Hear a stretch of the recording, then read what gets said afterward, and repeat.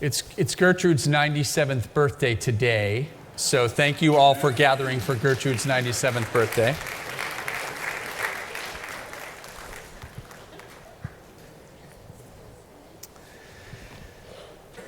The date is July 4th, 1976, and the entire elementary school is gathered around the flagpole to celebrate the 200th birthday of the United States of America.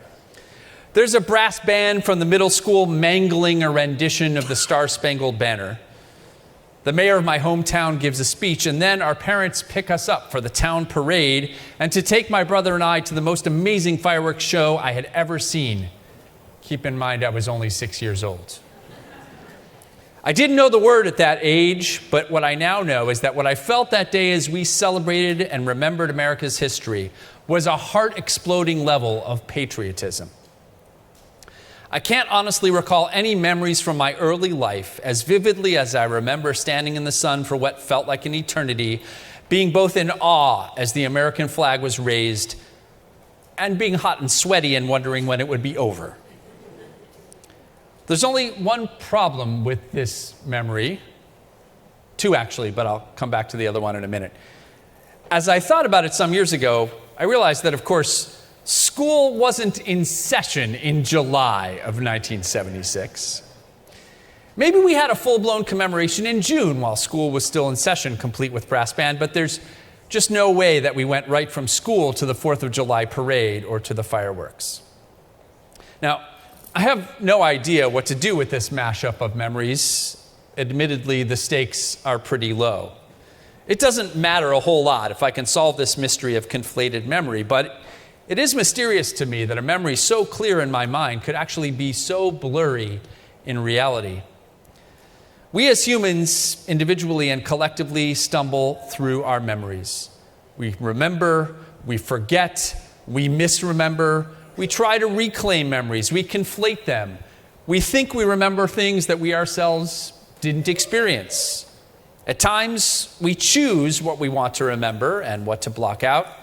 We decide what memories to share with others, what memories to bury, even from ourselves.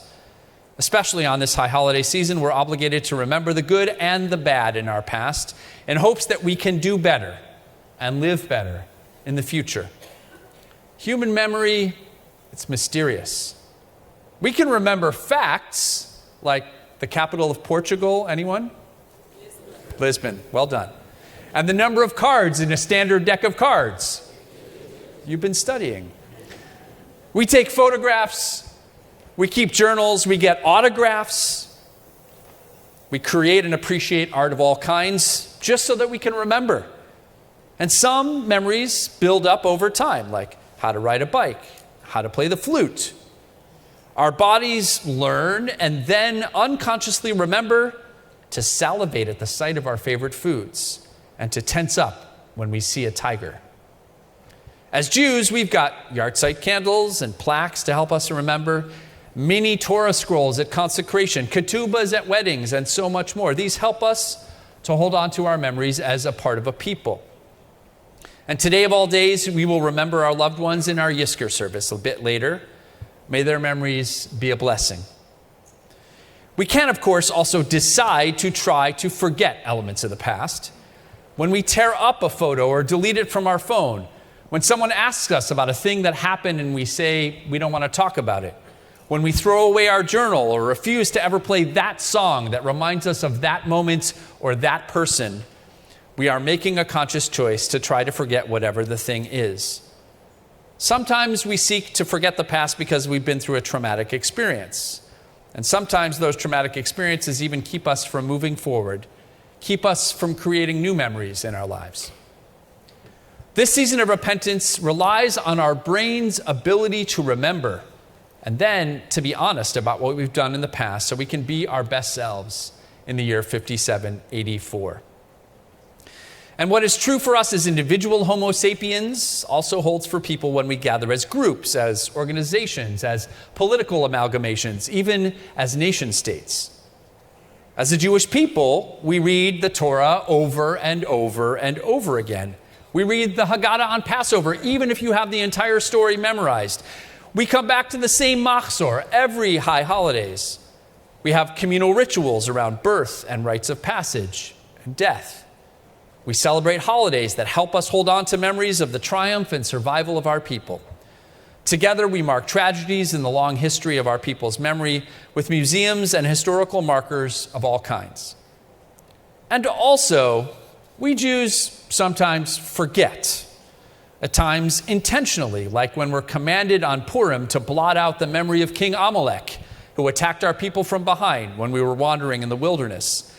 And in our celebration of the heroic Maccabees on Hanukkah, we conveniently forget how the power the Maccabees accrued as a result of that story corrupted our heroes in ways we've decided not to teach in religious school. As Americans, too, we practice collective retelling of national memory on Memorial Day. We have a celebratory version of our nation's founding that we retell on Independence Day.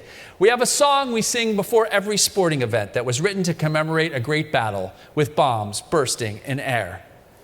And two, we as a nation mark moments of tragedy with memorials of all kinds, like the 9/11 memorial at Ground Zero designed by architect Michael Arad, who will be speaking right here at 3:30 this afternoon.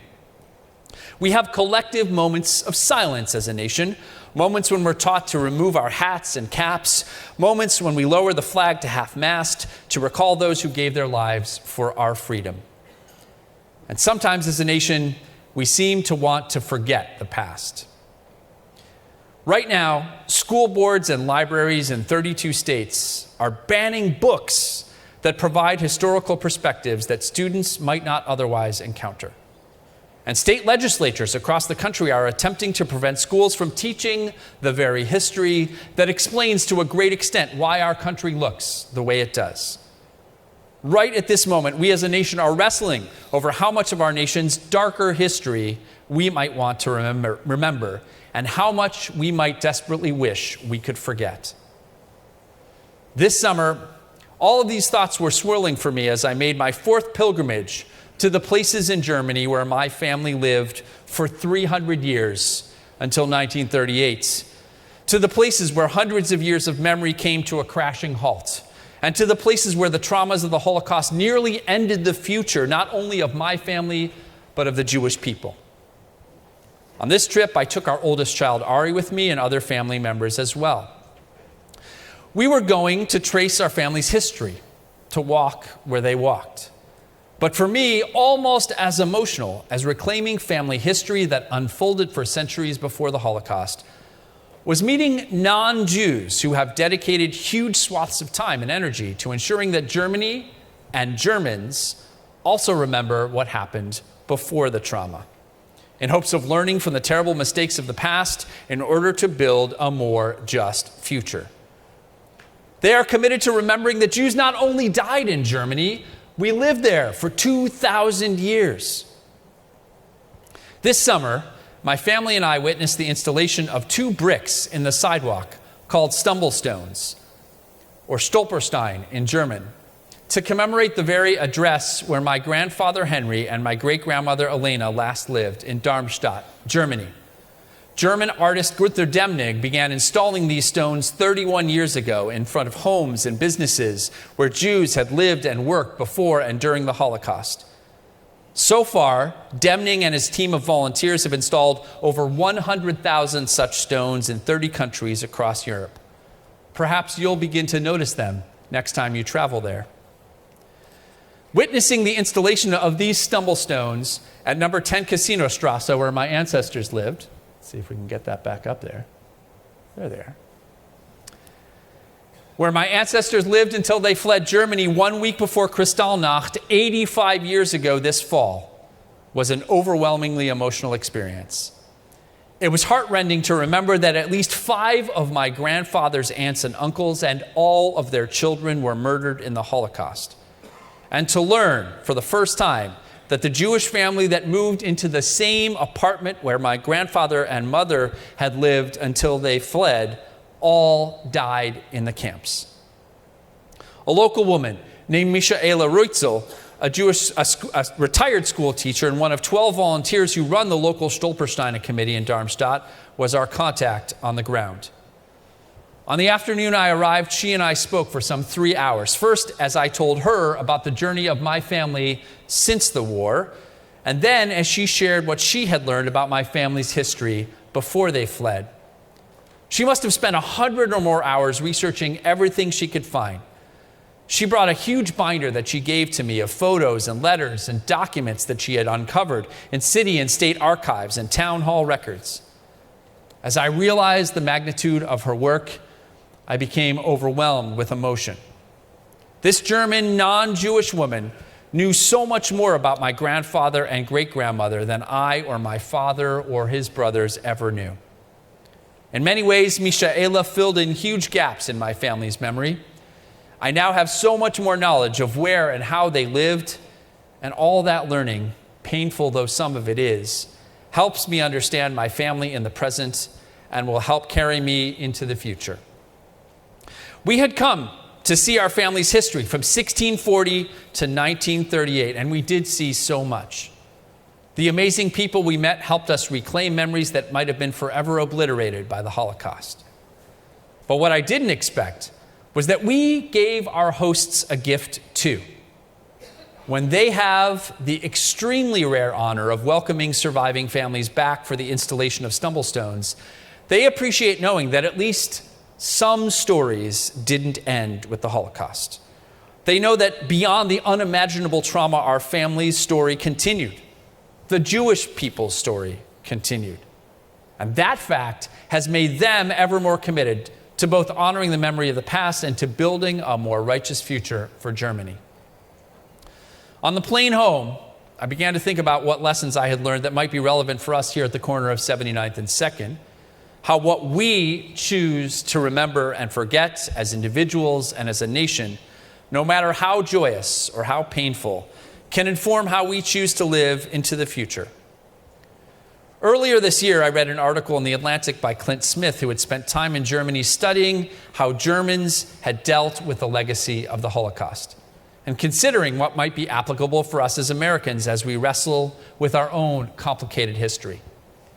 Having seen stumblestones and other memorials in Berlin, Smith wondered, quote, what if there were stones in front of American businesses marking places and dates where slaves were held, bought, and sold? The streets would be packed.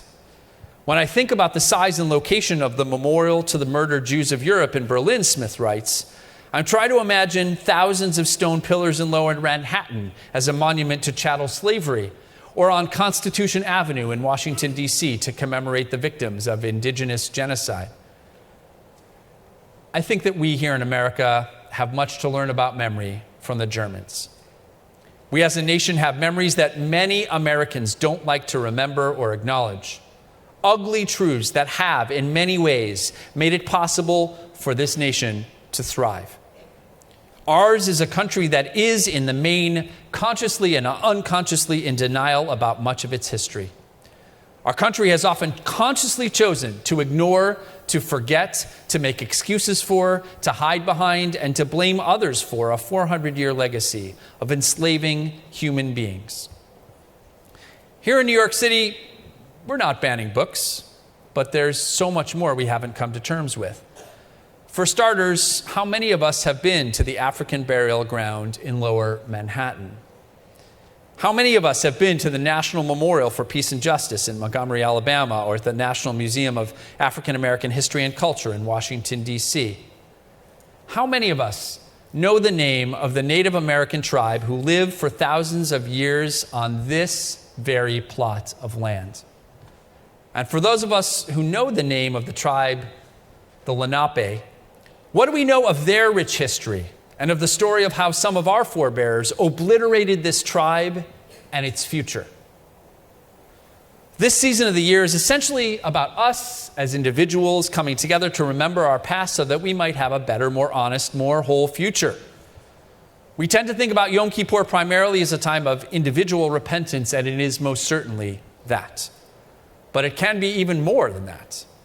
It can be a time for us to think about and talk about the memories we might rather intentionally blot out as individuals, as a country. I had a conversation while serving on faculty at Eisner Camp this summer with a group of really smart Jewish kids. And it became clear that these really smart Jewish kids didn't know that slaves weren't just bought and sold and repatriated below the Mason-Dixon line. They were bought and sold and repatriated when they escaped their enslavers right there in Great Barrington, Massachusetts. In 1660, coincidentally, at just around the same time that my family was opening their butcher shop in Eschau, Germany, Peter Stuyvesant supervised Manhattan's first public auction of human beings. And I assure you, that was not the last such auction held here on this island. And when slavery was finally abolished here in our state, white New Yorkers turned to the indentured servitude of African Americans to build this city and to drive its economy forward. Our nation, the land of the brave and the home of the free, dragged 12 million Africans from their homes. 2 million of those human beings died and were thrown overboard off of their ships during the Middle Passage. And those who reached American shores were rewarded with a lifetime of hard labor and abuse, degradation, and violation for 400 years at the hands of slave owners, Jews among them. Now, we can decide not to talk about these facts lest they make us feel bad. But that intentional act of amnesia will not make this a more secure or more just nation for all of its inhabitants.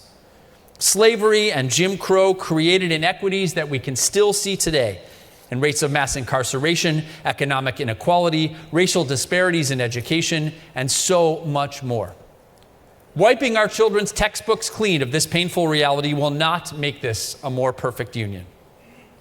White people can tell poor black and brown people to pull themselves up by their bootstraps, ignoring the fact that for hundreds of years, white people, specifically white men, were advancing their educations, furthering their careers, and building generational wealth on the backs of those black and brown people.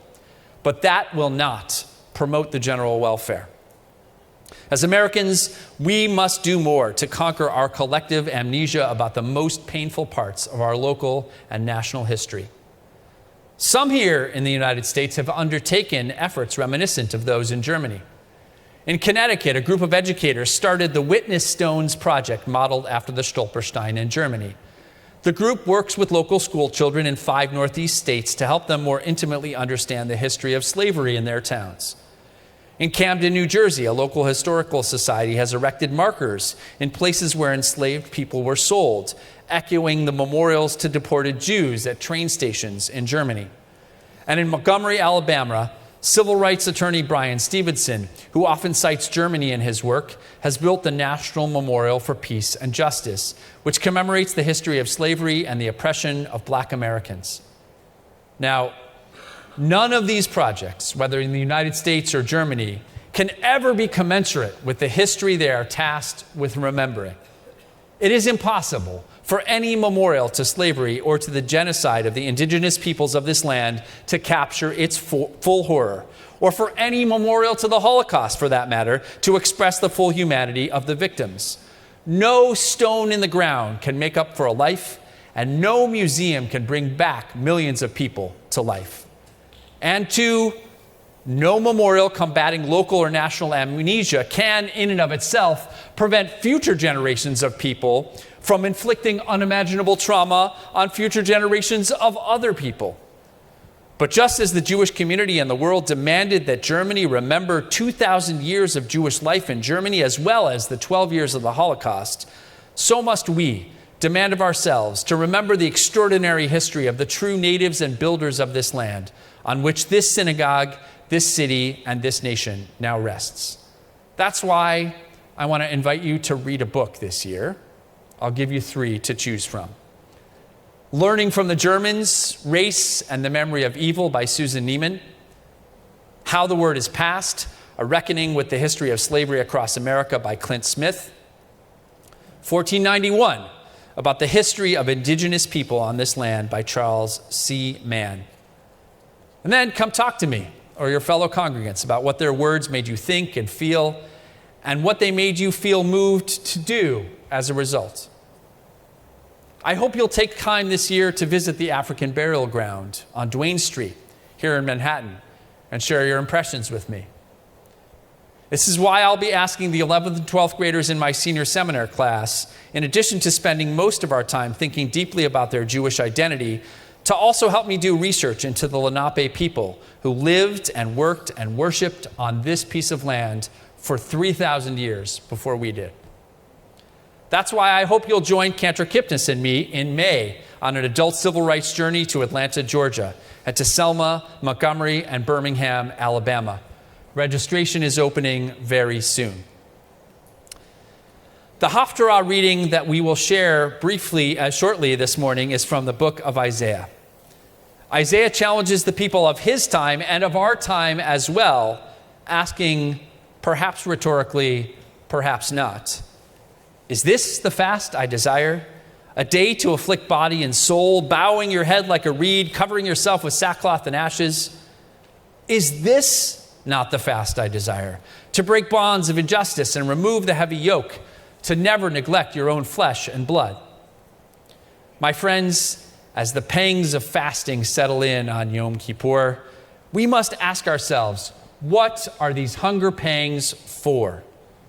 Today, as we reflect on our own personal misdeeds, let us demand of ourselves to look back into national memories that have become blurry, to remember the original sins of our nation.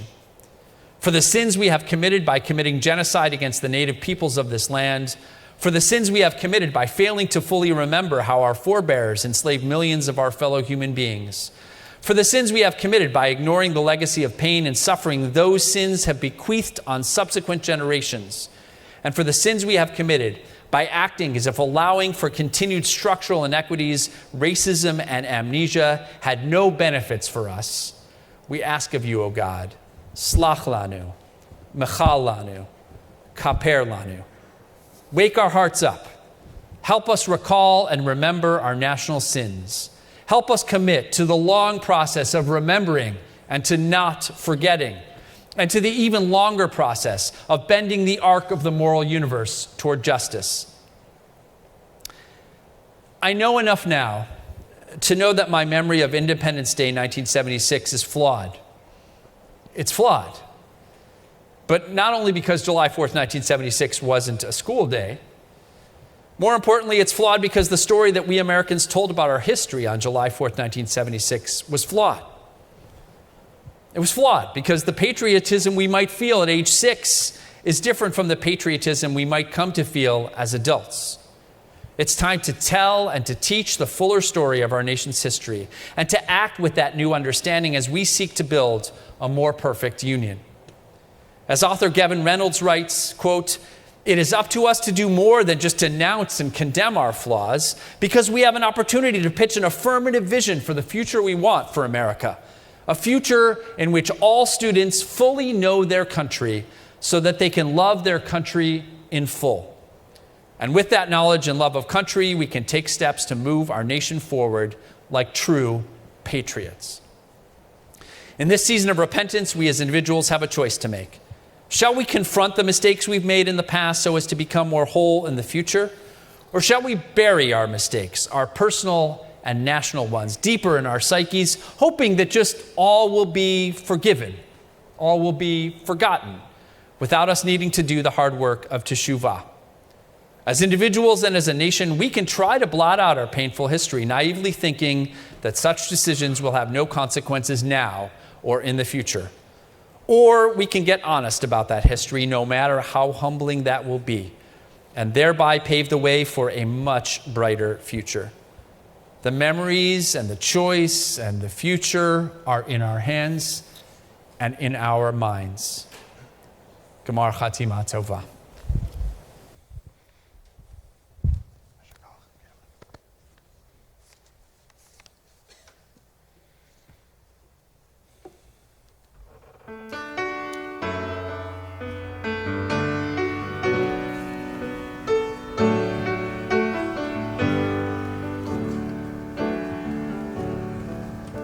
Atlantic and Pacific flow, the Great Lakes and the Gulf of Mexico. The land between sustains us all, to cherish it our tireless call. Arise, arise, I see the future in your eyes. To a more perfect union we aspire, and lift our voices from the fire.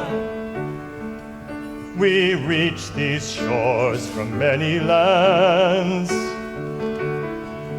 We came with hungry hearts and hands.